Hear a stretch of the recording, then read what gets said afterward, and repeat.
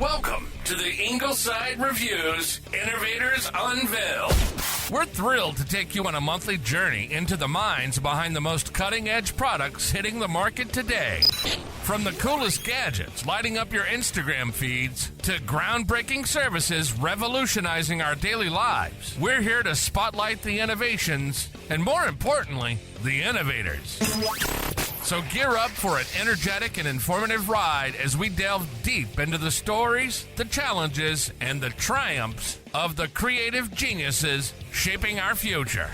This is Ingleside Reviews Innovators Unveiled. And now your host, A.D. Edwards.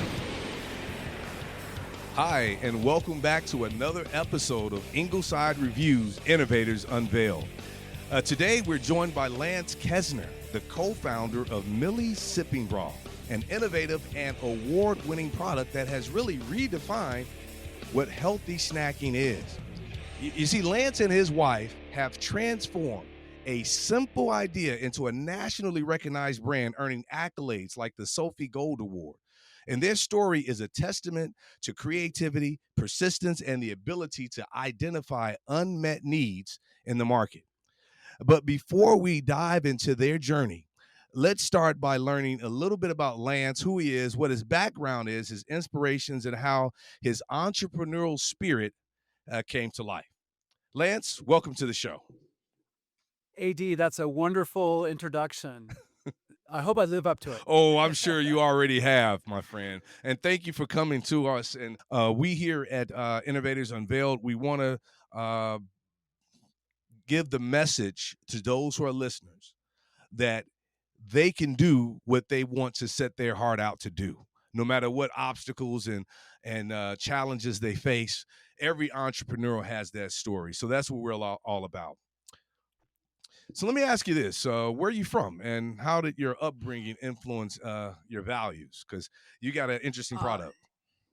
Well, from Bellevue, Washington, just outside of Seattle, if you're familiar with that. Yes. Born here, grew up here. My wife also is a native of Washington as well. And went to school here, but had the opportunity to travel all over the world. Right. So let me ask this then. Were you entrepreneurial as a child? Did you have any early ventures or ideas that set the stage for your career? So it's funny you asked that because I was born into a family of entrepreneurs. My father and mother had their own business, and that's all I knew growing up. It was, kind of hammered into my head that I should be, my own boss, even as a young guy. I remember my first taste of that was my father used to sell Christmas trees during the holidays. And so here I was, a 6-year-old kid hustling people on Christmas trees. They would go up and they wanted to buy like the lower price one. And I would say, but look at this one over here, which was 3 times the price. Look at this one. Isn't this one nicer?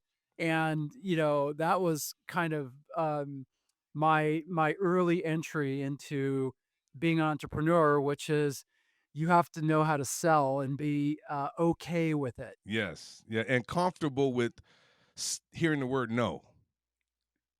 Because if you're a salesperson, you're going to hear no more than you hear yes. And you have to be able to continue going after you hear the word no.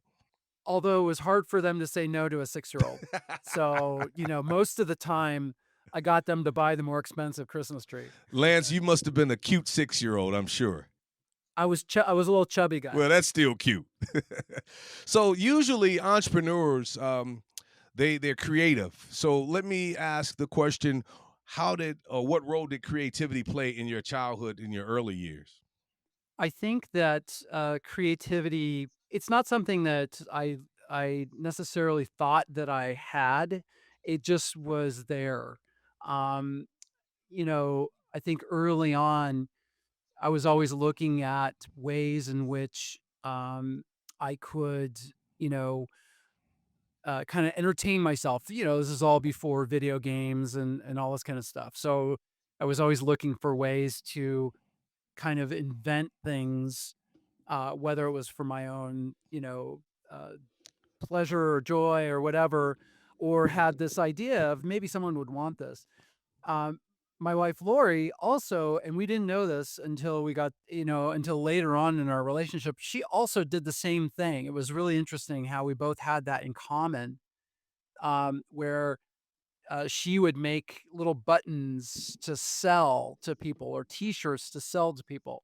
So I think that, both of us came from this very creative, uh, uh, you know, background that was just there. Okay, that makes sense. Was health and wellness always a passion of yours, or did that develop later in life? I got to tell you, it wasn't something that we set out to do necessarily. We kind of backed into it. Um, the product was really made to help Lori during the day, um, and with her wellness goals. Now, did that mean that we set out to thinking that everyone's going to want that? It wasn't. It just happened to be that other people had the same expectations from the product we created, and then we realized that there was a bigger need out there. So, how did that idea of Millie's sipping broth come about? Well, Lori, used to be a teacher, and during the day she would want to have a snack in between classes. Didn't have a lot of time. Wanted something that would be satisfying, and wasn't all of the leftover cakes and cookies that were left in the teacher's room. The teachers would bring all their leftovers from the weekend, and so hopefully, people would eat them.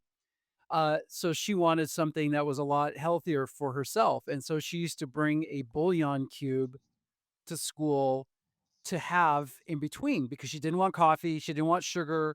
She didn't want caffeine. She wanted something savory. And I said, you know what? That's really unhealthy because that's for cooking. It's got a lot of sodium. There's a lot of artificial ingredients in it. Let me make something healthier for you. And so I made this mixture of spices and herbs and I put it together. And she said, "This is great, but let's put it in a tea bag." And because then I can just steep it and then drink it without getting all of the ingredients in my mouth. So we got some Lipton tea bags, ripped them open, dumped out the green tea, put this mixture in it, and we made about 10 of them at our, in our kitchen.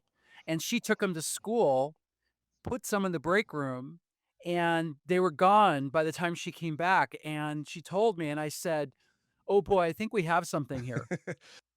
Those bags there, or did they know they were hers? I think that she told a few people that, what it was, and our first flavor was tomato basil. And so I think she told people, "Hey, this is some broth. Why don't you try it?" And everyone, they went crazy over it. They really liked it a lot. So, would you say that? I'll ask you the question. I don't want to put words in your mouth. What problem were you trying to solve? The problem was giving someone a healthy snack during the day that satisfied them, but also didn't ruin their appetite for dinner. Didn't, it got them away from reaching for a bag of Cheetos or, unhealthy cookies or something like that. So it was really helping someone satisfy a snacking desire or a snacking urge, giving them something that was satisfying so that they can continue. And it developed into a way for people to stop and kind of reduce their anxiety. That kind of came later on.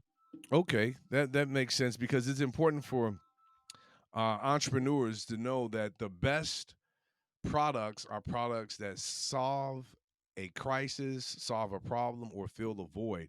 And so you knew exactly what your issue was and you guys solved it. How did you go from concept to reality? So we know you started in the kitchen, you're making these products in your kitchen, but what was the entire development process? Because you had the concept, you made a couple of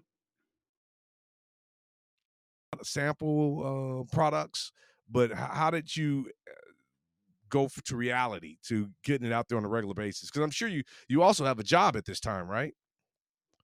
Absolutely, yeah. So, we were both working, and I think what was going through my mind was we had to do 2 things, which was we had to be able to, get it out of our kitchen somehow, and that meant pulling in some kind of a partner who was gonna make it for us professionally.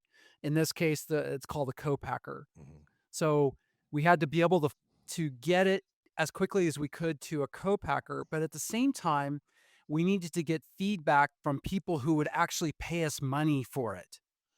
And those were the 2 things that were going through our minds. So, it was kind of like a little bit of a chicken and egg situation there because in order to get to the co-packer, we had to commit to a certain volume, which means that we would have to pay.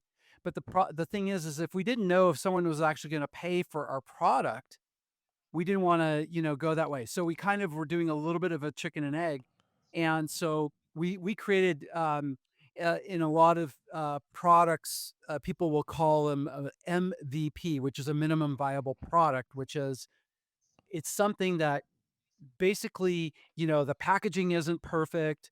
The pricing may be a little bit out of whack or whatever. But the thing is that we wanted to get that as quickly as we could to somebody. So we got a booth at the Pike Place Market here in Seattle. That's the place where they throw fish at you. If you've ever seen uh, video of that. Um, and we set up right across the street from the original Starbucks, and we sold broth on the street during the summer. And I got to tell you, that's probably one of the hardest things to do is, it's like 95 degrees outside selling someone something hot to drink. Mhm. But people came by, and the most important thing that happened out of that was not that people would buy it, but that we got our 5 to 10-second pitch down because we had to do it thousands of Mhm. times in order for it to make sense for them to want to engage or take a sample. We had to get it right. Right.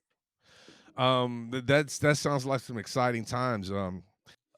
Did you face any major challenges introducing a new product to the food and beverage market? I think, we haven't finished with the challenges. We basically created a whole new category. I mean, our product is it's broth in a tea bag. I mean, you got 2 things going on here. You've got a tea bag, which people are, they normally will associate with something that's sweet or green tea or something like that. And then a savory concept, right? Right. Which is it soup? Is it broth or whatever? Luckily, we've been drinking broth for thousands of years. What made you feel better when you were sick, right? Yes. Um, Broth has been, part of, in the South. I mean, broth was huge during the Depression. So we luckily, people understood that. And I think the thing that got us over kind of the early hump was finding the people that needed our product the most. And those were the people who were trying to watch their weight, the people who were trying to, you know, curb that snacking urge as much as they possibly could with something that made sense. And so that really was the main focus, and that's kind of what's driven us into more of a mass market awareness about our product because it's still a novel, new, and innovative idea that most people have never heard of before. Yes, I must be honest. I am very curious about the product. I when I read about it, I was interested, and my wife does something similar to what your wife was doing, and I don't believe my wife knows about this product, but she definitely will know now because she does intermittent fasting, and she does other things, but she takes like the bouillon cube and the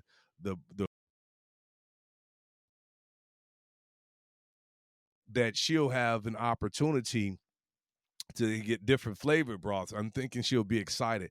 What markets are you in the U.S.? Are you? I'm here in Texas in Houston. Are you in the southern market, or do we get it online? How do we get this? Yeah. So the answer is yeah, we're in about 3,000 locations right now. We got discovered during COVID by Weight Watchers, and they put us on the front page of their website and sold us to their 4.5 million subscribers, and that gave us the confidence to reach out to really big retailers, and one of them was Walmart. And now we're in half the Walmart stores as of October. And then last week we launched in half of the, or more than half of the Sam's Clubs in the country. So I'll bet there's one that's pretty close to you. And we're online, Awesome. we're on Amazon. Yeah, yeah. That's awesome. One of my questions was going to be, what are some early successes that boosted the confidence of you guys in the company? But you just answered that for me. So let's talk about scaling and recognition. Now, winning the Sofi Gold Award. Tell us what that is. But we know it's a major milestone. And what did it mean for you and your brand? So the Specialty Food Association has something called the Fancy Food Show. It's typically on the West Coast and East Coast. And every year they have awards for new innovative products in various categories. We were fortunate enough to win Outstanding Hot Beverage of the Year. So we won a gold award. It's basically like an Oscar award for food. And so we won that for our sipping broth, and it was the first time that a broth or a savory beverage had ever won that award. And what it did for us was it raised the awareness in the specialty food uh, community about this new innovation. It also gave us legitimacy because it kind of established that we were the first ones to come up with this idea. We were recognized with this international award, and you know, at the time, it was pretty early in our growth. So it's not like some really big company came to us right away and said, "Okay, we want your product." We were still very, very new. Manufacturing it was always kind of a challenge because it's a simple idea, but there are a lot of challenges there. But it does give us this credibility. Does it make is it the ultimate thing? No, it's not the ultimate thing that's making us successful. The bottom line is that the product has to stand on its own because the average consumer doesn't even know that award exists. And so our focus really is standing behind that original award and making sure that our product tastes amazing almost every single time that it's used. Exactly. Makes sense to me. So, how did you manage to scale your business to reach major retailers like Walmart and Sam's? Was just being on Weight Watchers enough, or did you have to do some Well, part of in part of retailers? the issue, yeah. So part of the thing with retailers is they don't want to bring a product onto the shelf that people don't know about. So it's very rare for them to bring something in that people don't know about. And the reason is because if people don't go to buy it, then they're going to discontinue it. So our goal was always to build up an awareness of our product to a point that made sense to a national retailer like that. So that direct to consumer sales was really really important to us in the early years. So you know that was predated Weight Watchers. Weight Watchers kind of boosted us to another level. Um, but getting the attention of a national retailer like that is not easy.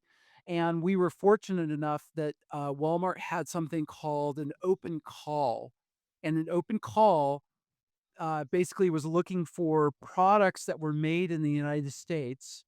They wanted us to submit to them our product for them to consider bringing into the store. So we did it in 2023, and there was over 7,000 products that were submitted. And this is for Wow. everything, right? It's not just food; it's everything that would be sold at a Walmart. And so they chose 800 companies to meet with, and we were one of those. And they gave 70 of those companies something called a golden ticket, which means a deal on the spot. So they gave us a deal right at the meeting for half of the stores, which we were floored with.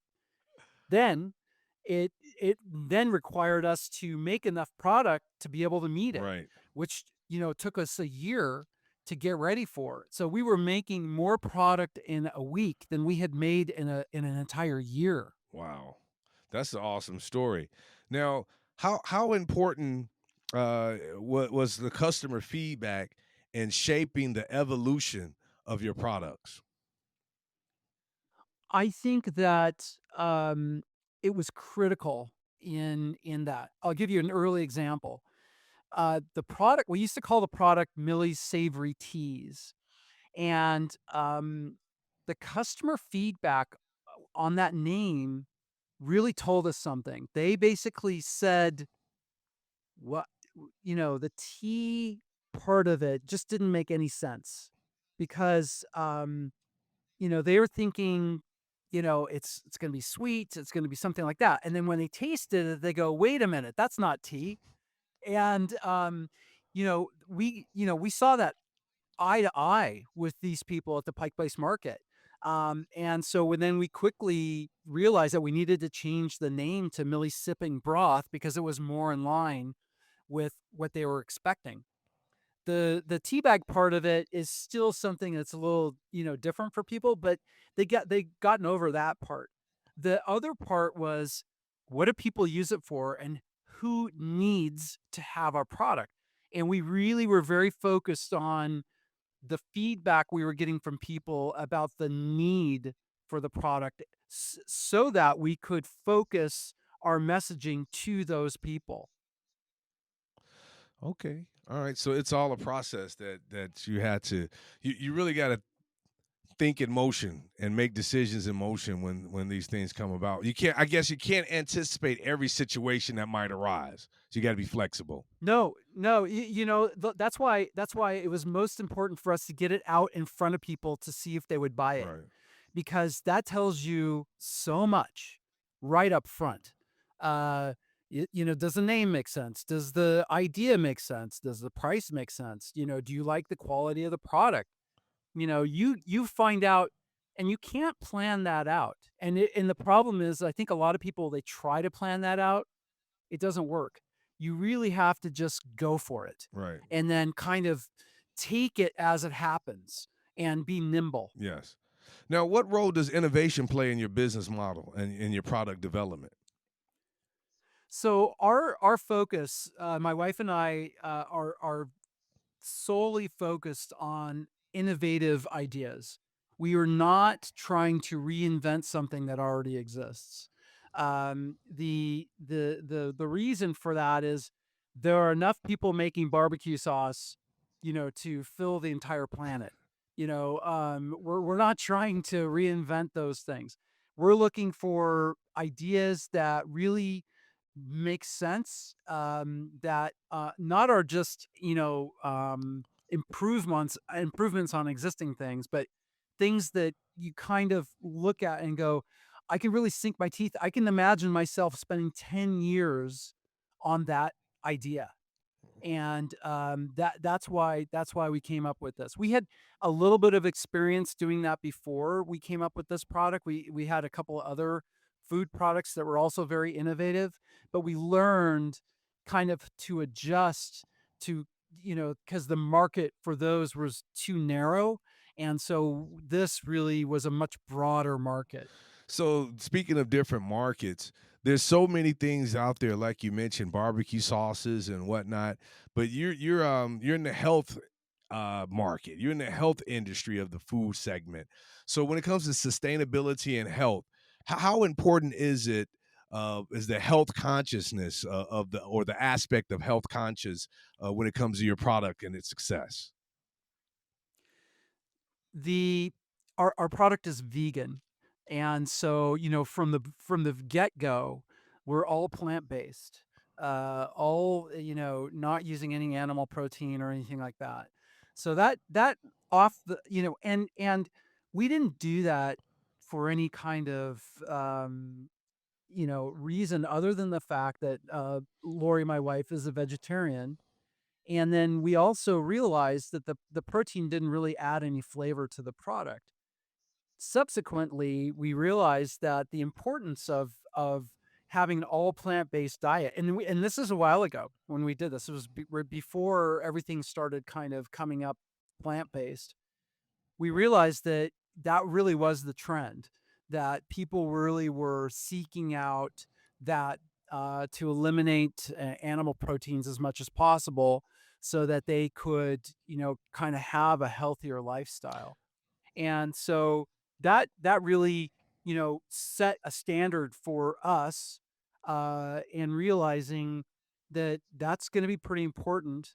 It's not the main selling point of our product by any means. It just happens to be a great feature Yes. of our product, and I think a lot of companies make a mistake in, you know, kind of making people face this dilemma of, well, it's going to be healthy, so you better like the taste. Right. Right. That's not what we do. We're focused on flavor, Hmm. and oh, by the way, it's Yeah. healthy. Yeah. It's a byproduct. I see what you're saying. So because Exactly. a lot of things that people start to eat or consume because of the health conscious aspect, for some, it doesn't last long because it's not enjoyable. Sometimes you can get used to it and it's fine. Like for example, in our household, we made the switch from regular soda, and we only drink sodas with our alcoholic beverages, but that's another story. But we go to zero sugar now. And at first, Lance, I was like, what is now? If you slip a regular Coca Cola in on me, I'll say, hey, this tastes too sweet.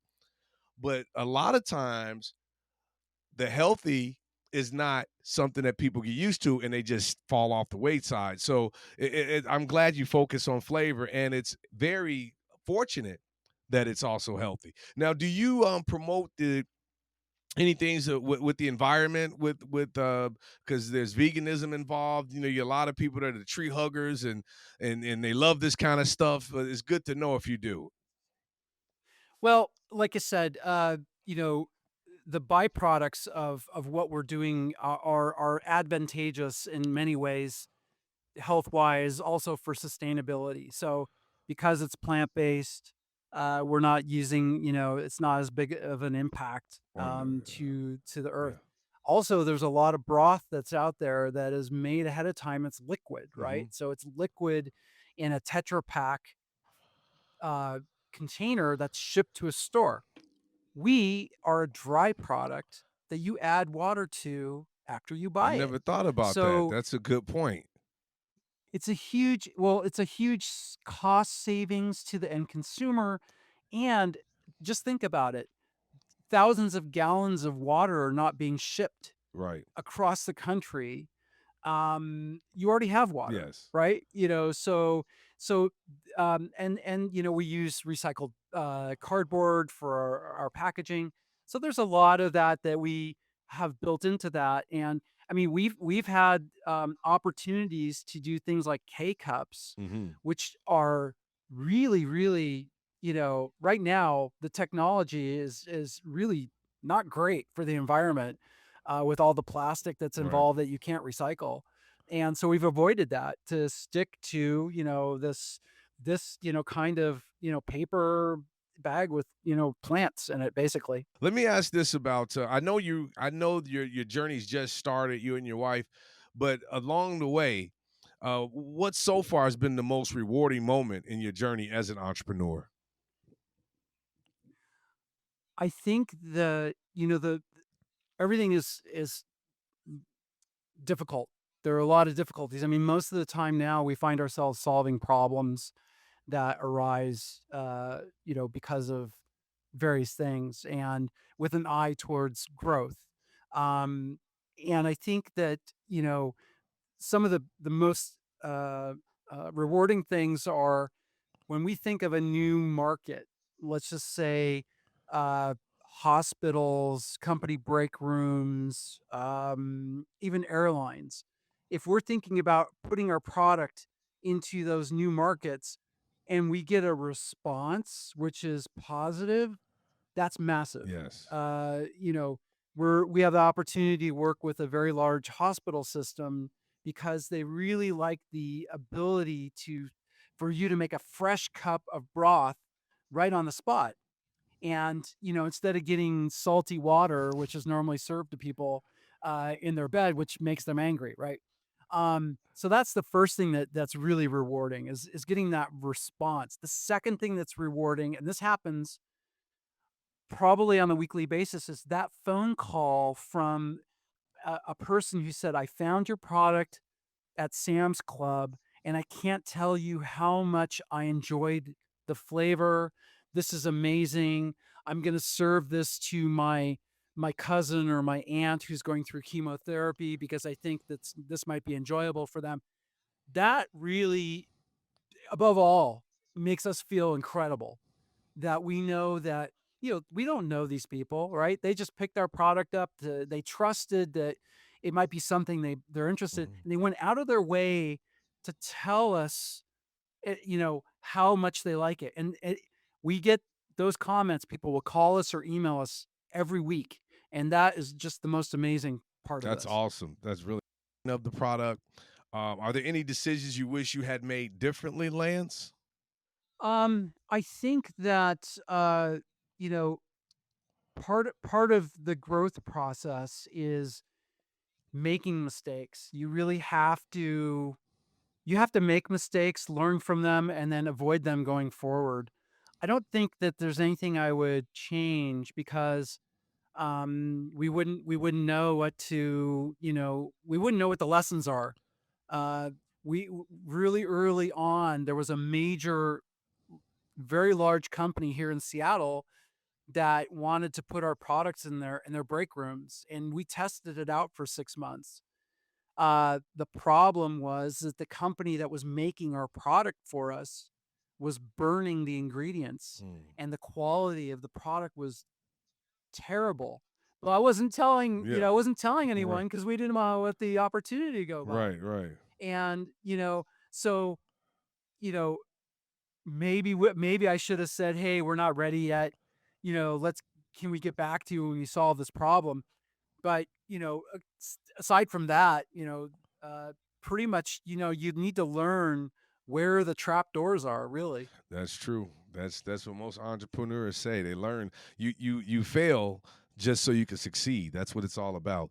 Now, how do you balance running a business with maintaining your personal family life? Well, as you can imagine, my wife and I work together on a daily basis, and it was, during COVID, it was even more intense because our social group was condensed down to her and I and our dog and anyway, so yeah, it's a challenge. We work out of our house. I'm sitting in a little. We created a broth bar in our front living room, and so this is where we come every morning and have coffee or in my afternoon broth or whatever. Um, but yeah, we work at it. We really work at making it work. Yes. And there are times where we either one of us will go, I just got to go. I got to go do my other favorite thing. I like to ski, and Lori's a thrift shopper. So, those things kind of, or I like to go biking when the weather's Yeah. better. But, making sure that those things are a priority are really important because as an entrepreneur, you're working 24/7. You could work Yes, 24/7, you. and that's not good. That's not good for Yeah, it anyone. could suck you up and consume you. So, are there any innovative new products that you're currently working on that you could share with us? So, yeah, so we have more flavors that are coming down the road. They're very international oriented flavors, and we're excited for those to come out. We're waiting for our major retailers to kind of give us a signal that okay, they're willing to give us more shelf space. Because at Walmart, we're in the soup section, literally right next to Campbell's soup. I mean, it's red and white, and then the broth section's right there, and eye level is Millie sipping broth. Um, so that's coming. Really, what we're focused on is growing those food service opportunities. Wouldn't it be amazing, AD, if you were on a plane and the beverage cart came by and they said, "Do you want coffee, tea, or broth?" Yes, What I that mean, would be wouldn't amazing. that be an amazing That would thing? be Yeah. amazing because on the flights I take, I don't want to name the airline, but I fly often, and and my wife and I we do keto from time to time, and it's a challenge. So they offer things on the plane, but sometimes we bring our own stuff with us. But it would be nice to have an opportunity. And I'm not a coffee drinker. Now, my wife, my son, they gotta have it, man. I'm not much of a coffee drinker, but I will drink broth, so that would be a good option, and that's a great idea. I hope it happens. Oh, thank you. We need less hyped up people on airplanes, from caffeine and sugar, I right? agree. So, how do you see the health conscious food and beverage industry evolving in the next decade or so? It's only going to get bigger. There's the natural food movement took a long time to kind of get into the mainstream, and companies like Whole Foods really kind of brought that in. But then you've got companies like Trader Joe's who are really taking the lead, and Costco, by the way, really taking the lead and bringing new and innovative ideas and healthier products to the market. And I just think it's going to continue. The consumer is going to continue to drive that.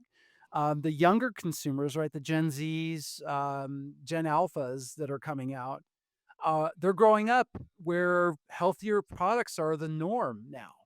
Now, that doesn't mean that they're gonna not go for, their extreme flavored, Cheetos every once in a while, but, this is normal for them. So, I really think that, that the tide is, gonna continue with healthier, natural products, going in the future. Because guess what? You can get what you're looking for out of them. It may, crops have differences, right? There might be one crop of tomatoes that has more water than other, and the flavor is a little bit different. And with our product, there are some differences from batch to batch because of that. But guess what? I mean, that makes it real. Yes, and I agree totally with you. We started doing keto from time to time, maybe about 5 or 6 years ago. And the things that we can eat now, the keto hamburger buns, the keto pasta, they've changed. And it makes it more easy for the consumer to get a healthy choice. You know, because when you think about it, in my opinion, what makes you successful with trying to change your eating habits is having choices to replace the old habit. I'm really excited about this, and I can't wait to go to Walmart and pick this up as soon as I can. Now, what legacy do you hope Millie's sipping broth will leave behind? Well, we hope to build a very big business, and we hope to inspire our boys to want to learn about what's going on in our business, and to want to be able to try things on their own eventually. and to have confidence. Really, I think that's the biggest thing, is that we want to instill confidence in our kids. Mhm. And they see us on a daily basis get our wins and losses. And in today's world where electronic entertainment is valued more than anything else, it's really difficult to kind of pass that knowledge along. And we're very fortunate that that they're forced to see what's going on.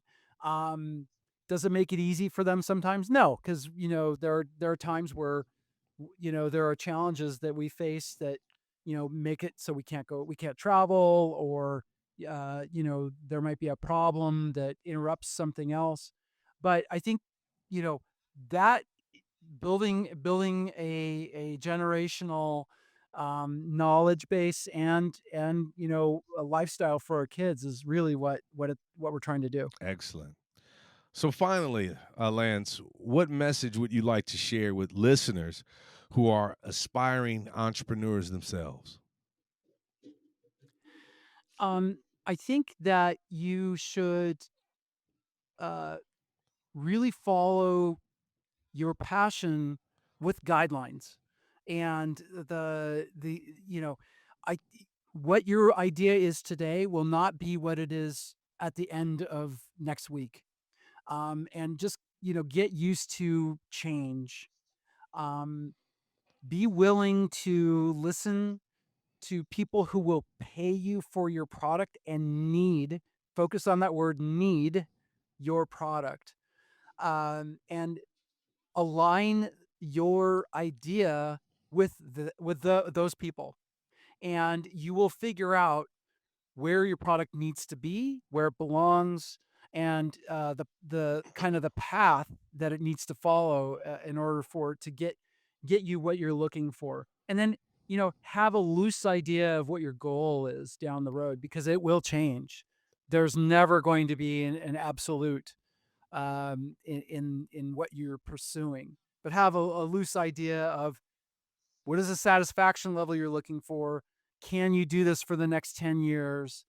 Um, so those are the guidelines that I would follow.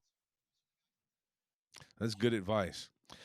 So, Llance, thank you for sharing your incredible story of Millie's Sipping Broth and giving us a behind-the-scenes look at how creativity, passion, and persistence can bring a unique idea to life. Listeners, let Lance's journey inspire you to pursue your own creative ideas and find solutions to the challenges you care about. Now, Llance, before we wrap things up, is there anything you want to pitch or show us, and let us know once again where we could find your product? Yeah. So if you go to our website, sippingbroth.com, you can buy it there, have it delivered to you. There's a store finder on there, so you can find the nearest store that carries our product. There's a map there.